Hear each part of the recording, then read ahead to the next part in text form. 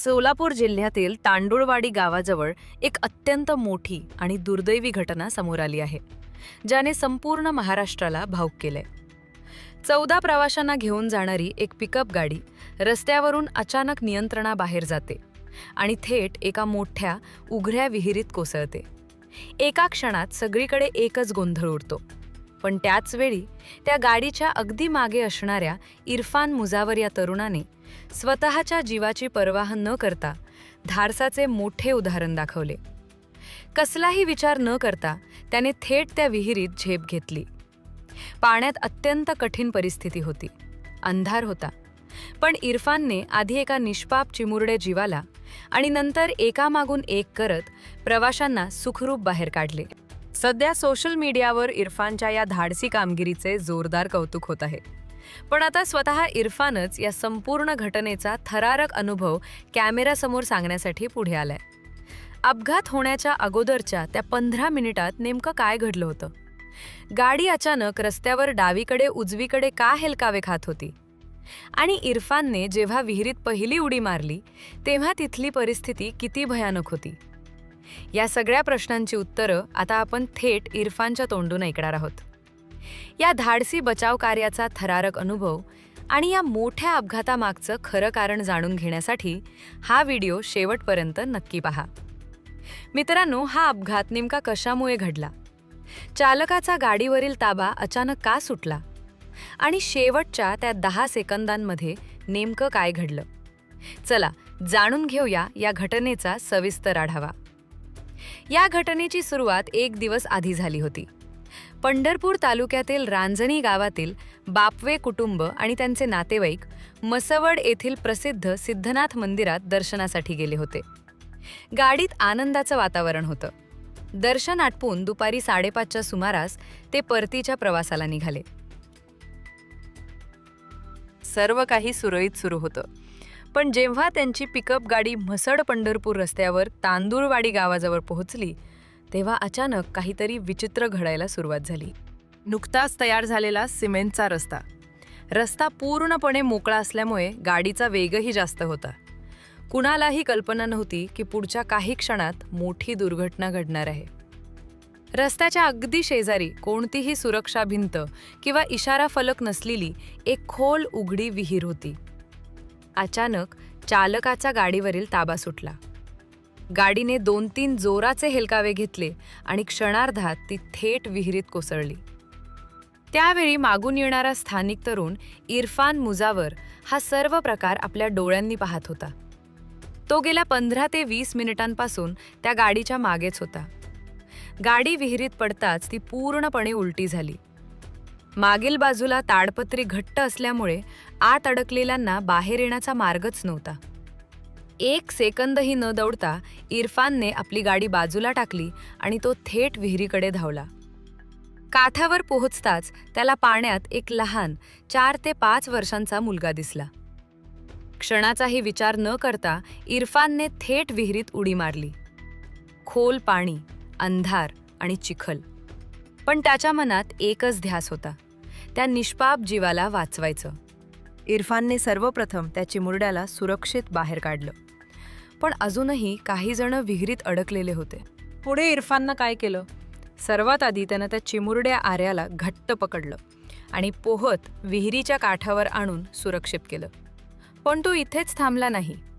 विहिरीच्या आतून मदतीसाठी आक्रोश येत होता. क्षणाचाही विचार न करता इरफाननं पुन्हा एकदा पाण्यात उडी घेतली. तो थेट त्या ठिकाणी पोहोचला जिथे गाडी उलटी अवस्थेत पाण्यात बुडालेली होती. तोपर्यंत मोठा आवाज ऐकून आजूबाजूचे गावकरी आणि काही धाडसी तरुण दोऱ्या घेऊन विहिरीकडे धावून आले. इरफान आणि गावकऱ्यांनी मिळून बचाव कार्य सुरू केलं. गाडी पूर्णपणे पाण्यात बुडालेली. आत अडकलेले लोक श्वास घेण्यासाठी झगडत होते. वेळ कमी होता. इरफान आणि इतरांनी गाडीच्या काचा फोडल्या, मागचं ताडपत्री फाडलं आणि एकामागोमाग एक प्रवाशांना बाहेर काढायला सुरुवात केली. स्वतःच्या जीवाची पर्वा न करता इरफाननं आणखी 3 महिलांसह एकूण 5 जणांना सुरक्षित बाहेर काढलं. जर इरफान वेळेवर पोहोचला नसता तर हा आकडा आणखी भयानक असता. त्याच्या या धाडसी प्रयत्नांमुळे 14 पैकी 6 जणांचे प्राण वाचले.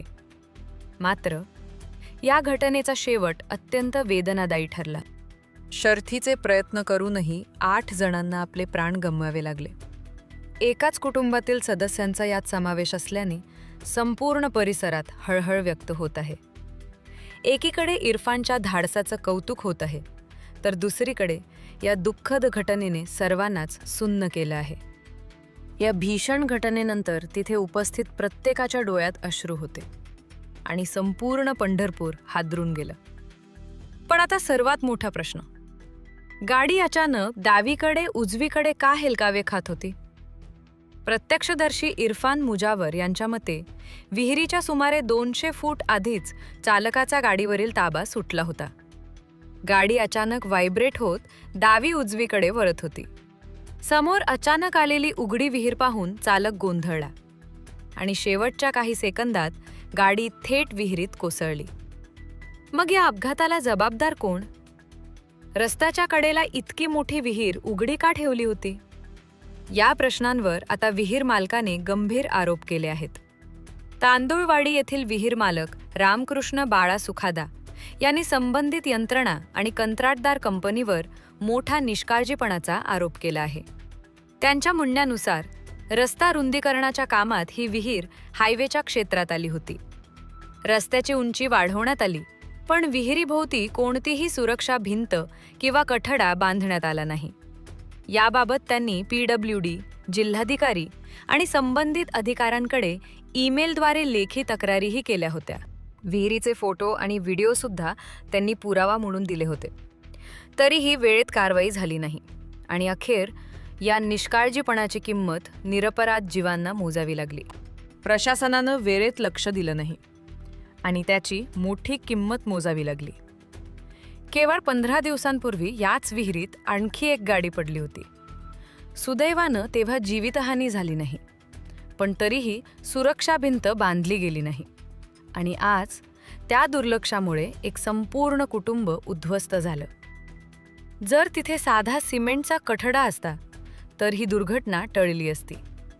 या निष्काळजीपणामुळे निरपराध जीव गेले आणि एक आनंदी कुटुंब दुःखात बुडालं. पण या अंधारातही एक प्रकाश होता, इरफान मुजावर. स्वतःच्या जीवाची पर्वा न करता त्यानं 6 जणांचे प्राण वाचवले. या धाडसी तरुणाला मनापासून सलाम. मित्रांनो, ही घटना आपण विसरू नये, कारण उद्या अशी वेळ आपल्यावरही येऊ शकते. म्हणून काही साध्या गोष्टी लक्षात ठेवा. नवीन किंवा रिकाम्या रस्त्यावर वेग नियंत्रणात ठेवा. रस्त्याच्या कडेला असलेल्या धोकादायक जागांकडे लक्ष ठेवा. अचानक काही दिसल्यास गाडीवर नियंत्रण ठेवण्याचा प्रयत्न करा. रात्रीच्या वेळी विशेष सतर्क रहा. आपली सुरक्षा आपल्या हातात आहे. व्हिडिओ शेवटपर्यंत पाहिल्याबद्दल धन्यवाद. अशाच महत्त्वाच्या अपडेटसाठी चॅनलला सबस्क्राईब करा.